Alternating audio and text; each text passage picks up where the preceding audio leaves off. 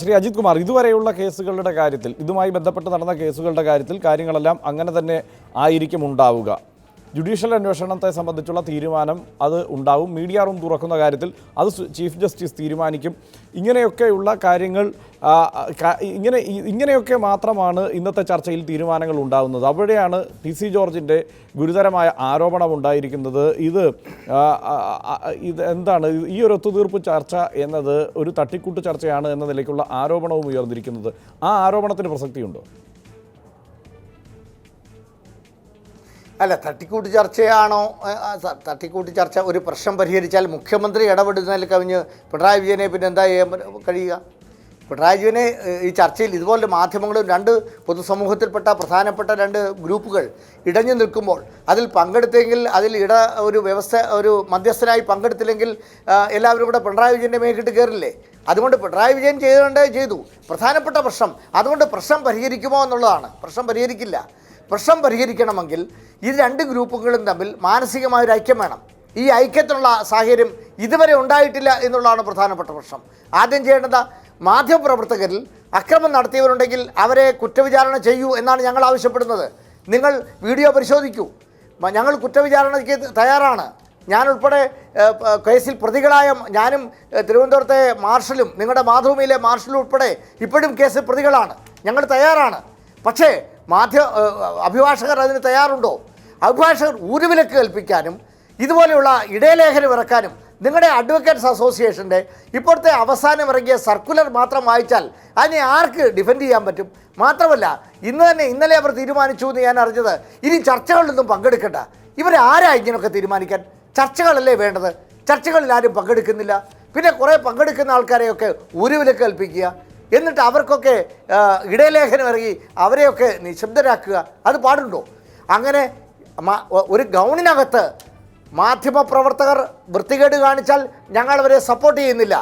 മാധ്യമ പ്രവർത്തനത്തിലെ എന്ത് വൃത്തികേടുണ്ടോ അതൊക്കെ പുറത്തറിയിക്കുന്നത് മാധ്യമങ്ങൾ തന്നെയാണ്, അല്ലാതെ സർക്കുലർ ഇറക്കി വെളിയിൽ അറിയിക്കുന്നവരല്ല. പക്ഷേ അഡ്വക്കേറ്റ്സ് അസോസിയേഷൻ അവരുടെ ഒരു പ്രവർത്തകൻ വൃത്തികേട് കാണിച്ചാൽ, സ്ത്രീപീഡന കേസിൽ പ്രതിയായാൽ അയാളെ സംരക്ഷിച്ചോ, നിയമപരമായി സംരക്ഷിച്ചോ, അതിൻ്റെ വാർത്ത കൊടുത്താൽ ആ മാധ്യമപ്രവർത്തകർക്കെതിരെ ഇതുപോലെ തെരുവിലിറങ്ങി അതൊരു ആഗോള പ്രശ്നമാക്കി മാറ്റിയതിൽ അഡ്വക്കേറ്റ്സ് അസോസിയേഷനും ബാർ അസോസിയേഷനും കുറ്റകരമായ അനാസ്ഥയാണ് കാണിച്ചിരിക്കുന്നത്. ഈ നിമിഷവും അതല്ല പ്രശ്നം എന്ന് ആവർത്തിക്കുകയാണ് അഭിഭാഷക അസോസിയേഷൻ. കാരണം ആ സ്ത്രീ പീഡന കേസുമായി ബന്ധപ്പെട്ടല്ല എന്ന് അവർ ആവർത്തിച്ചു. ആ വിഷയത്തിലേക്ക് എത്തിക്കാൻ ശ്രമിക്കുന്നു. ആ പ്രശ്നം അല്ലെങ്കിൽ പിന്നെ എന്ത് പ്രശ്നമാണ് മാധ്യമപ്രവർത്തകരും അഭിഭാഷകരും തമ്മിലുള്ളത്? തീർച്ചയായും അല്ലാതെ ഒരു പ്രശ്നമില്ല. ഞാൻ തിരിച്ചു വരാം. ശ്രീ ഗോപകുമാർ, ഇന്നത്തെ ചർച്ചയുടെ അടിസ്ഥാനത്തിൽ തിങ്കളാഴ്ച ധൈര്യത്തോടെ ഹൈക്കോടതിയിലേക്ക് പോകാൻ അവിടെ റിപ്പോർട്ട് ചെയ്യാൻ പോകുന്നത് വിരലിലെണ്ണാവുന്ന മാധ്യമപ്രവർത്തകരാണ്. അവർക്ക് ധൈര്യപൂർവ്വം ഹൈക്കോടതിയിലേക്ക് പോകാനുള്ള ഒരു സ്ഥിതിവിശേഷം ഉണ്ടായി എന്ന് വിശ്വസിക്കാൻ കഴിയുമോ? ഹർഷൻ, ഇത് നമ്മൾ ജീവിക്കുന്നത് കേരളം പോലെ ഒരു പൊതുസമൂഹത്തിലാണ്. ഈ കേരള സമൂഹത്തിൽ നമ്മളെ സംബന്ധിച്ചിടത്തോളം കേരള ഹൈക്കോടതി എന്ന് പറയുന്നത് ഇന്ത്യൻ നീതിന്യായ രംഗത്ത് സ്തുത്യർഹമായ വിധികളും സ്തുത്യർഹമായ രീതിയിൽ അഭിഭാഷക വൃത്തിയിലും ജഡ്ജിമാരുടെ ജഡ്ജ്മെൻറ്റിൻ്റെ കാര്യത്തിലുമൊക്കെ നമുക്ക് അനുകരിക്കാവുന്ന ഒരു മാതൃകയുള്ള ഒരു സ്ഥാപനമാണ്. അങ്ങനെ ഒരു മാതൃകാ സ്ഥാപനത്തിൽ മാധ്യമപ്രവർത്തകരെ സംബന്ധിച്ചിടത്തോളം 1995 കോടതി റിപ്പോർട്ടിങ്ങിൽ മഹാരഥന്മാരായ ആളുകളോടൊപ്പം ചേർന്ന് നിന്ന് നിയമ റിപ്പോർട്ടിംഗ് നടത്താൻ കഴിഞ്ഞ ഒരാളെന്നുള്ള നിലയ്ക്ക് എനിക്ക് പറയുവാൻ കഴിയുന്നത് അവിടെയുള്ള 6000 വരുന്ന അഭിഭാഷകരിൽ ഭൂരിഭാഗം വരുന്ന 95% വരുന്ന അല്ലെങ്കിൽ 98% വരുന്ന മുഴുവൻ ആളുകളും നമ്മളുടെ ഈ മാധ്യമ സ്വാതന്ത്ര്യം എന്ന് പറയുമ്പോൾ ഇതിനെ നമ്മൾ കണക്കാക്കേണ്ടത് സുപ്രീം കോടതി പറഞ്ഞിട്ടുണ്ട്. ഒരു സാധാരണക്കാരൻ, അർത്ഥനഗ്നനായ ഒരു മനുഷ്യൻ, ഒരു ദരിദ്രനാരായണൻ, അയാൾക്ക് വേണ്ടിയിട്ടുള്ളതായിരിക്കണം നീതിന്യായ വ്യവസ്ഥ. അയാൾക്ക് സുപ്രീം കോടതിയിലടക്കം ഒരു അഭിഭാഷകൻ ഇല്ലെങ്കിൽ അയാൾക്ക് അവിടെ കയറി വന്ന് വാദിക്കാൻ കഴിയണം. അപ്പോൾ അത്തരത്തിൽ വളരെ വിശാലമായ അടിസ്ഥാനത്തിലുള്ള അഭിഭാഷക സമൂഹം തന്നെയാണ് കൊച്ചിയിലുള്ളത്. ഈ കൊച്ചിയിലുള്ള ഇപ്പോൾ മാധ്യമപ്രവർത്തകരുമായി ഒരു കോൺഫ്ലിക്റ്റ് ഉണ്ടാകുകയും അവിടെ വന്ന് നമ്മളുമായി ഒരു ശണ്ട കൂടുകയും കൂടുകയും ചെയ്ത അഭിഭാഷകരടക്കമുള്ളവർ നമ്മളുമായി നല്ല സൗഹൃദത്തിലുണ്ടായിരുന്നതാണ്. അവർ തെറ്റിദ്ധരിപ്പിക്കപ്പെട്ടു, അവർ അക്രമത്തിലേക്ക് തിരിഞ്ഞു എന്നുള്ളതാണ്. പക്ഷേ അത് തെറ്റിദ്ധരിപ്പിക്കപ്പെട്ടു എന്നയിടത്താണ് ആരെല്ലാമാണ് ആ തെറ്റിദ്ധരിപ്പിക്കലിന് പിന്നിലുണ്ടായിരുന്നത് എന്ന ചോദ്യത്തിന് പ്രസക്തി ഉണ്ടാവുന്നത്. അപ്പോഴാണ് ഈ നിലവിൽ അന്തരീക്ഷത്തിൽ നിലനിൽക്കുന്ന ആരോപണങ്ങളിൽ കഴമ്പുണ്ടോ എന്നും നമ്മൾ അന്വേഷിക്കേണ്ടത്. ഞാൻ ശ്രീ ഗോപകുമാറിലേക്ക് തിരിച്ചു വരാം. ഇപ്പോൾ ശ്രീ പി സി ജോർജ് കൂടി നമ്മോടൊപ്പം ചേരുകയാണ്. ശ്രീ പി സി ജോർജ്, എന്തുകൊണ്ടാണ് ഇത് എം കെ ദാമോദരൻ്റെ ആസൂത്രണമാണ് എന്ന് താങ്കൾക്ക് തോന്നിയത്? ഹർഷൻ, ഞാൻ ഇതിന്റെ സത്യം പറയുമ്പോൾ മനസ്സിലാവും ഇത് എന്താണ്. ഇപ്പൊ എറണാകുളത്ത് ഹൈക്കോടതിയിലും തിരുവനന്തപുരത്ത് കോടതിയിലും വളത്തിലും പുറത്തും റോഡിലും സംഘർഷം. ആരെയൊക്കെ തമ്മിൽ? ഒരു പറ്റം വക്കീലന്മാർക്ക് മുഴുവൻ പറയുന്നത് മര്യാദകളാണ്. ഒരു പറ്റം വക്കീലന്മാരും മാധ്യമ സുഹൃത്തുക്കളും തമ്മിൽ. അത് മദ്യക്കുപ്പി വലിച്ചെറിയാന്ന് ഓർക്കണം. എന്തൊരു മോശമായി ഇപ്പൊ ഈ വളരെ മാന്യതയുള്ള കേരള ഹൈക്കോടതിയും കേരളത്തിലെ കോടതികളും ആ കോടതിയുടെ അപമാനമല്ലേ വരുത്തി വെച്ച് എന്താ കാര്യം? സനേഷ് മാത്യു മാഞ്ഞുരാൻ എന്ന് പറയുന്ന ഒരു വക്കീല് എറണാകുളത്ത് ബോട്ടിയേറ്റിൽ വെച്ച് ഒരു പെണ്ണിനെ കടന്നു പിടിക്കുന്നു. സത്യമാണ്. ആ പെൺകുട്ടി കിടന്ന് കരയുന്നു.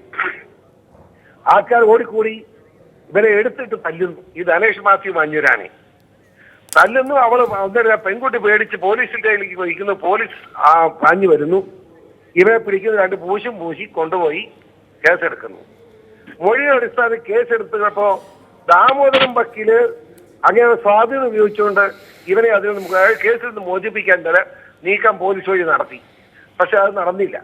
കാരണം ഈ പെൺകുട്ടി സ്ട്രോങ് സ്റ്റാൻഡ് എടുത്താൽ വരാൻ പോകുന്ന അപകടം ബോധ്യമുള്ള പോലീസുകാരൻ അവന് വേണമല്ലോ, തൊപ്പിയും വേണ്ടേ. അതുകൊണ്ട് അവൻ വക്കീലിനെ കോടതി കൊടുത്തു. മൊഴിയുടെ അടിസ്ഥാനത്തിൽ കോടതിയിൽ നിന്ന് വക്കീലിനെ റിമാൻഡ് ചെയ്തു.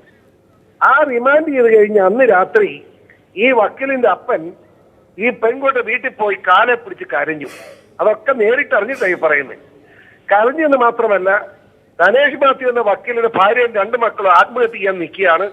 എന്റെ കുടുംബത്തെ രക്ഷിക്കണമെന്ന് പറയുമ്പോൾ ആ പെൺകുഞ്ഞ് മാന്യതയുള്ള പെൺകുട്ടി പറഞ്ഞു, ഞാൻ ക്ഷമിച്ചിരിക്കുന്നു, പക്ഷെ എഴുതി തരണം, നേരിട്ട് ആരോട് ഇങ്ങനെ ചെയ്യില്ല എന്ന് എഴുതി തരണമെന്ന് പറഞ്ഞു.